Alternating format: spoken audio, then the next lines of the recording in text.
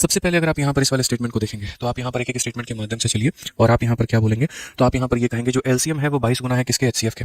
तो यहाँ पर हम जो है वो एलसीएम लिखेंगे, उसके बाद में नीचे जो है यहाँ पर ये हम एचसीएफ लेकर के आएंगे और ये हमारा बराबर हो जाएगा 22 बटे कितने के, 22 बटे 1 के। जो एलसीएम है और जो एचसीएफ है उनमें आपस में जो रिलेशन होगा दोस्तों वो कितने के बराबर में होगा, तो 22 और 1 के।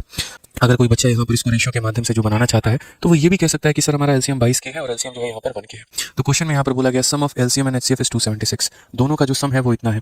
तो अगर हम बात करते हैं तो अकॉर्डिंग टू क्वेश्चन जो हमें दिया गया है यहाँ पर ये 22 के हो गया और उसके बाद में यहाँ पर 1 के हो गया और ये दोनों का जो सम है वो हमारा 276 हो गया। तो के की वैल्यू हमारी कितनी आ जाएगी, के की वैल्यू आ जाएगी 12।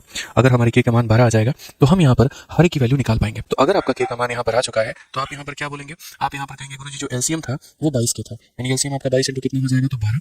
और जो एचसीएफ था वो आपका कितना था, तो 1 इंटू 22 था हमारा, 1 इंटू कितना हो जाएगा, तो 12 हो जाएगा। और क्या बोला गया यहाँ पर, तो सीधा सीधा कहा गया कि one of the number is 132, एक संख्या कितना है, तो 132 है। तो जैसे हमें पता है यहाँ पर और क्या पता है कि एक संख्या 132 है, दूसरी संख्या का हमें कोई पता नहीं है, तो पहली संख्या इंटू दूसरी संख्या बराबर एचसीएफ इंटू एलसीएम। तो एचसीएफ कितना है मेरे भाई, तो 12 है और एलसीएम कितना है, तो 22 इंटू 12 है। ये कितना है मेरे भाई, तो 22 इंटू 12 है।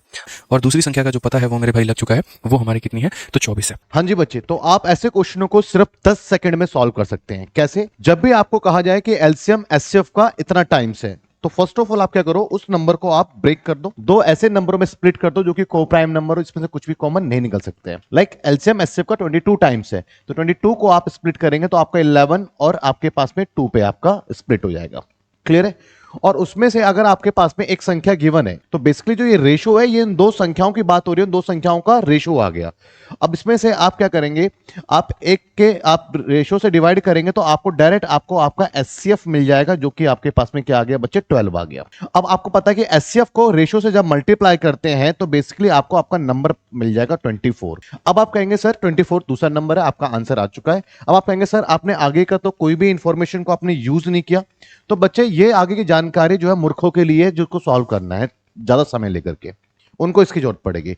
बाकी अगर आपके कॉन्सेप्ट्स अच्छे हैं तो आप इस क्वेश्चन को ऐसे कर सकते हैं। अब इसके कॉन्सेप्ट्स क्या है, ये तो आपको फाउंडेशन बैच में आपको डिटेल में मैं फॉर्मूले के प्रूफ के साथ में ऐसा क्यों होता है वो सब कुछ के साथ में आपको बड़ी डिटेलिंग में बताने वाला हूं। पर एग्जाम में अगर आपको अटेम्प्ट करना है तो 5 सेकंड के सवाल को 5 सेकंड में करिए, उसको 30-40 सेकंड तक लेकर के मत जाइए।